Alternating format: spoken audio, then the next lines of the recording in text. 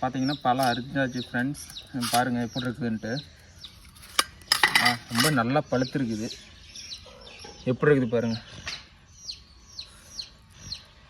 அப்பா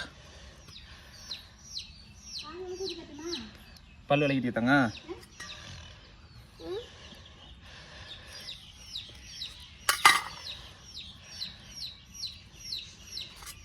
தெரியுதா கவின்? தெரியுதா? இந்தாடா பாப்பு. பழத்தை மட்டும் சாப்பிடணுமா? இதுங்க எத்தி போலாம் தோல்கிற வீடியோ. டேய் பாப்பு இந்தா கொஞ்சோண்டு சாப்பிடு. ஃபர்ஸ்ட் உனக்கு இந்தா.